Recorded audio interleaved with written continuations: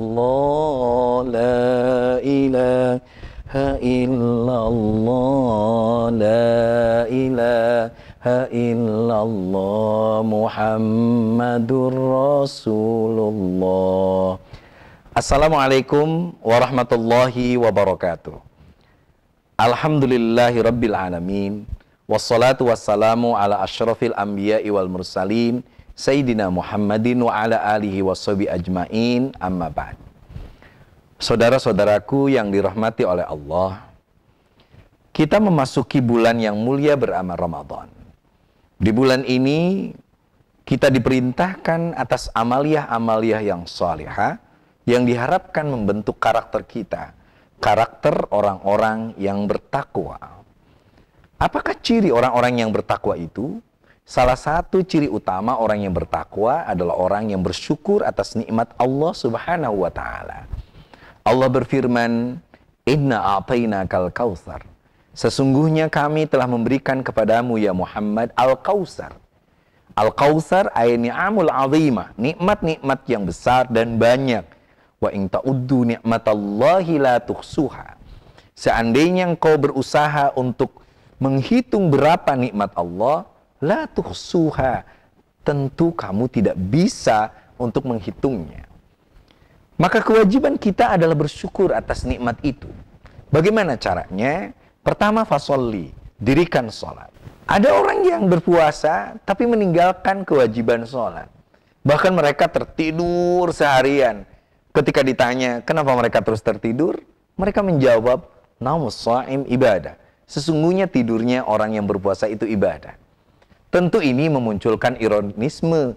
Karena sungguhnya orang yang berpuasa adalah orang yang harus bersyukur atas nikmat Allah. Salah satu caranya harus tetap melaksanakan sholat yang 5 waktu. Bahkan ditambah oleh qiyamul lail yang ketika ba'da isya berjamaah disebut at-tarawih.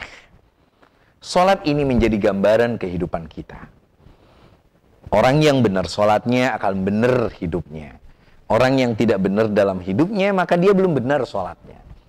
Maka Ramadan menyediakan sholat malam bernama tarawih. Tarawih untuk mengistirahatkan kembali, melakukan relaksasi jiwa. Bahwa hidup ini harus terus dijalani. Hidup melewati sebuah proses yang tidak terus lurus. Ada kehidupan yang dinamis. Hidup ini adalah jalan terjal yang mau tidak mau harus kita lewati.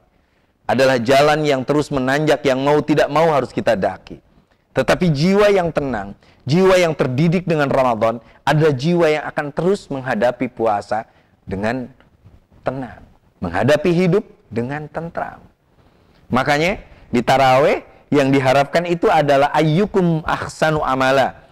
Mana yang terbaik, mana yang paling sempurna. Bukan mana yang terbanyak dan cepat-cepatan beres. Inilah yang penting. Yang kedua, setelah melakukan sholat, maka kita diharapkan untuk melakukan kurban. Kurban tentu dalam hakikat tertentu adalah menyembelih binatang kurban. Tetapi dalam konteks puasa, kita mulai untuk menyembelih egoisme kita. Tidak boleh kita sombong, tidak boleh kita takabur. Di depan kita ada makanan yang kita cari sendiri lewat keringat dan air mata. Tapi kalau dalam keadaan puasa, makanan milik kita pun tidak boleh kita makan. Kita nunggu sampai waktu maghrib. Dan setelah itu ada kewajiban kita untuk melakukan zakat. Bahwa di setiap kekayaan yang kita miliki, ada hak untuk orang-orang yang miskin, orang-orang yatim, peminta-minta. Inilah sebenarnya kepedulian sosial yang harus dimiliki oleh orang yang berpuasa. Menyembelih egoismenya dan menyisakan nilai-nilai kemanusiaan.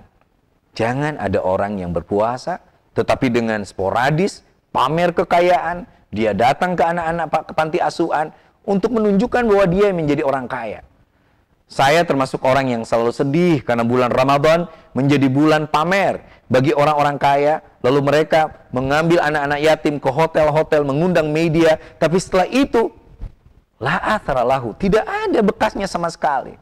Seharusnya komitmen kemanusiaan kita, komitmen kita untuk memberikan pada orang-orang yang tidak mampu harus dibuat sesistematis mungkin termanage, dan berlangsung bukan hanya di bulan Ramadan, tapi di bulan-bulan lain pasca Ramadan. Dan yang terakhir, tanda syukur kita adalah dengan inna syani'aka huwal abtar. Sesungguhnya orang yang memutuskan nilai dari Rasulullah, tidak mengikuti uswah qudwah Rasul, huwal abtar, akan terputus dari rahmat Allah Subhanahu wa taala. Saatnya kita berRamadan dengan mengikuti apa yang diajarkan Rasulullah sallallahu alaihi wasallam. Bagaimanakah Ramadan Rasulullah? Kita akan bahas dalam episode yang akan datang. Semoga kita termasuk orang yang menggunakan Ramadan ini sebagai cara, sebagai sarana, sebagai bulan di mana kita bisa bersyukur atas nikmat yang diberikan Allah Subhanahu wa taala. La in syakartum la azidannakum wa la in kafartum inna adzabi lasyadid. Yang bersyukur akan makmur, yang tidak bersyukur adalah orang kufur yang akan disiksa azabnya oleh Allah Subhanahu wa taala.